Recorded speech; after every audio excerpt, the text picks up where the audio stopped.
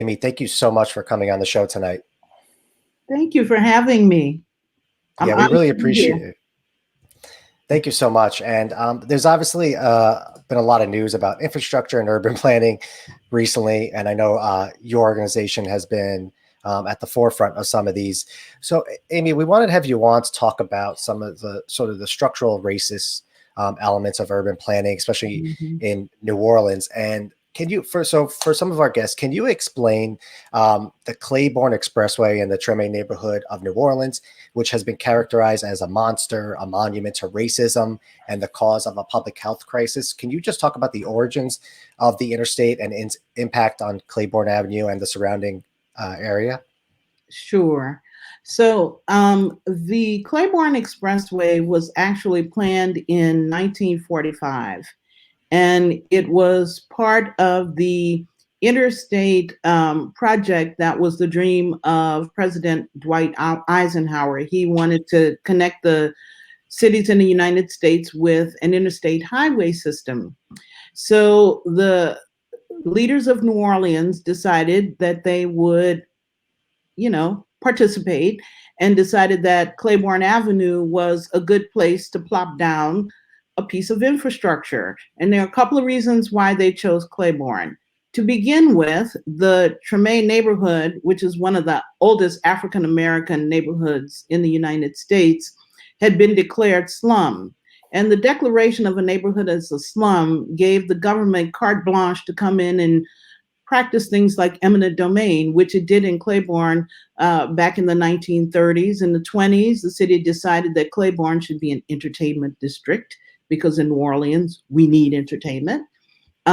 So they began, you know, acquiring property. They displaced people, raised houses in Treme, and actually built a municipal auditorium, which oddly enough has became a beloved facility in the city because it hosted graduations and the circus and Mardi Gras balls and the whole 9 yards. And at this point, that particular uh, civic landmark is under consideration to move the current city hall there, which I have to go on record as saying I'm vehemently opposed to because of some of the same reasons. I don't want the interstate, right? It's inappropriate for the neighborhood. It's going to have all kinds of impacts and unforeseen circumstances that we don't want to entertain. But I want to move a little bit beyond that. Um, Right. so in the 60s, the day after Mardi Gras on Ash Wednesday, the federal government decided that they were going to come in and bulldoze a beautiful stand of oak trees. And the pictures of Claiborne pre-interstate are pretty legendary. And they just really drove a heart through the community.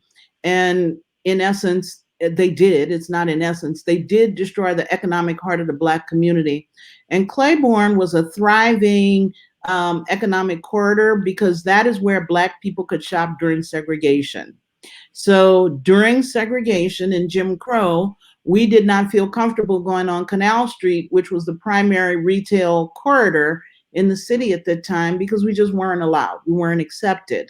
So Claiborne was where you could get everything you needed from dance gear to produce to you could take music lessons, dance lessons, bury your loved ones. It just offered a lot of goods and services to the community. Wow. So when Claiborne was eviscerated by the interstate, it really just destroyed a very thriving middle class Black community and a retail district that served all of Black New Orleans.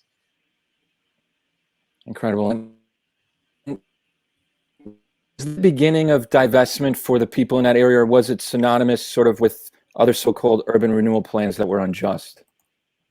Actually, it was the beginning of the divestment in the neighborhood. Slowly but surely, the businesses started to close and fall off.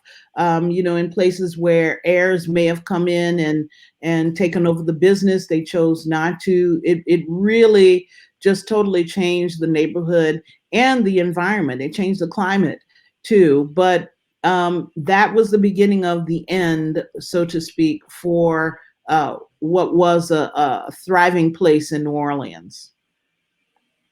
And Amy, we've discussed this on podcast episodes, and it's sort of redlining and sort of segregation and that impact that it's had on the environment.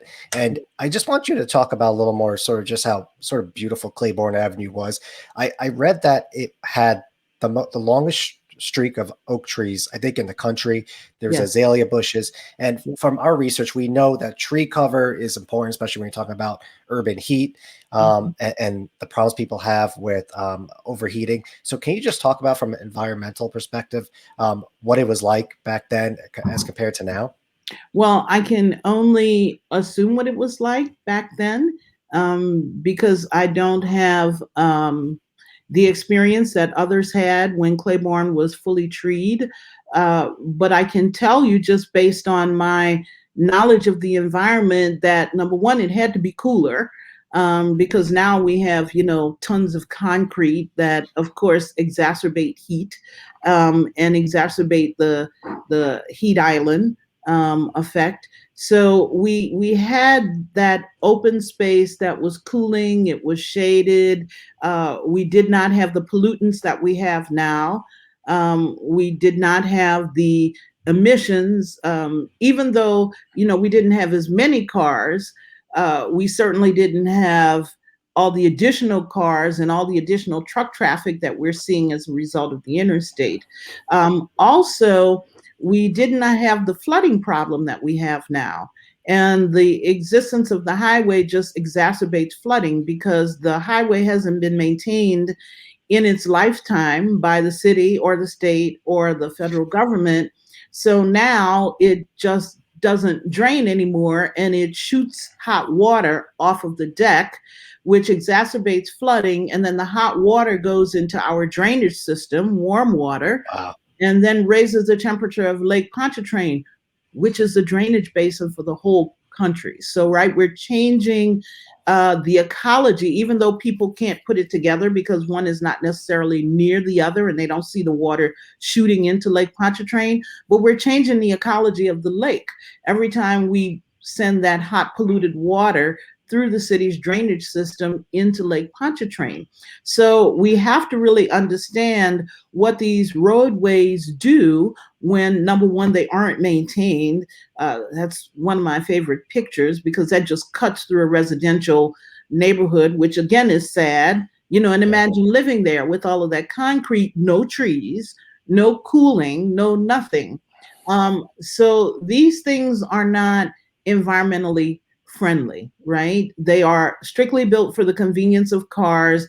They are not built for people, and they are harmful for people. It's horrifying. Now, Amy, the story of Claiborne has been renewed in response to the Biden administration's multi-billion-dollar infrastructure plan. And according to the White House, it includes $20 billion for a new program that will reconnect neighborhoods cut off by historic investments and ensure new projects, this is a quote, and ensure new projects increase opportunity, advance racial equity and environmental justice, and promote affordable access. But how can this proposal, along with the work local organizations are doing, try to correct, if even possible, the injustice done to the community more than 50 years ago?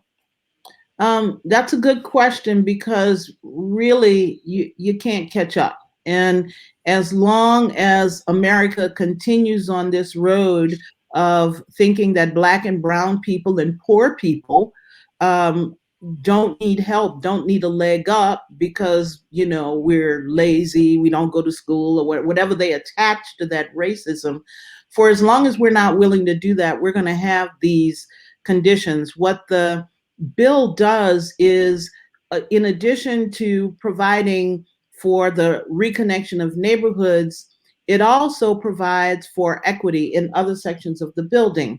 So there's a part for community-led revitalization, and there is a provision for giving people access to capital. And these are all of the things that poor people, Black and brown people, don't have, right? We typically don't have community-led revitalization. Number one, that takes skill and it takes access to capital, because you can't do land acquisition, you can't develop with nothing, right? And giving people access to capital, making sure that craftsmen are lifted up, which we need in New Orleans because we have unique houses that take, skilled craftsmen. So these provisions can set the table for us to then create programs that help to lift people and create equity. But that is not work that we can start when the interstate is down. We need to be doing that work now, not only in New Orleans, but in all cities, because equity has to come first. It cannot come last. So we can't have this as an afterthought.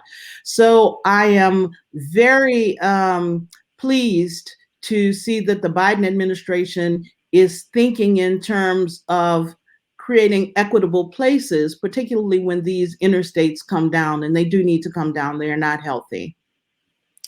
Amy, just the last question in the minute that we have left. Can you just tell viewers and listeners sort of the plan to actually remove the interstate, and maybe how they can get involved in some way, even if they don't live in the region, maybe digitally, or just to learn and spread the word? Right. Well, the easiest way to learn about the Claiborne Avenue Alliance is to go to our website. Thank you for putting that there. And there is a contact form within there. And if you just submit the contact form, I will respond to you. One thing that people can do is certainly encourage Louisiana legislatures and our local politicians to walk with community. And that has been something that I've been asking our local leaders to do for over 2 years. So we need folks to help us encourage our leaders that this is a good thing and this is what they should do. And of course, if you have friends and relatives in New Orleans, of course, we would love for you to talk this up and talk up the repair of not only Treme, but the 7th Ward.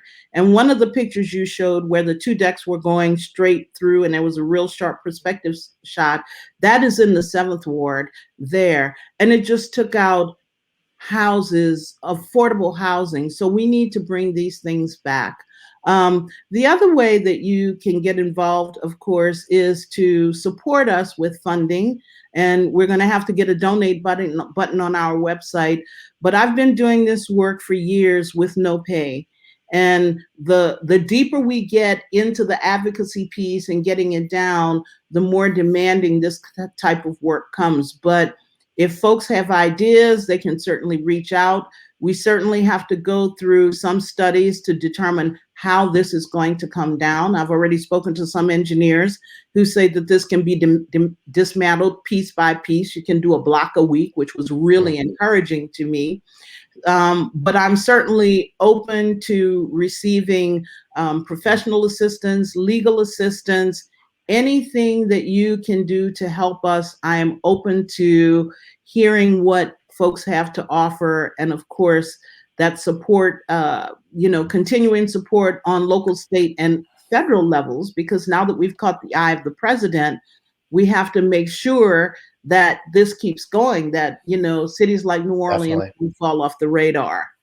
And we are helping our fellow freeway fighters in other places. So if you know someone who wants to fight a freeway, then certainly get in touch, because in Louisiana, we now have the 4 corners of the state covered with people who are either knowledgeable about doing this or people who are fighting this on the ground.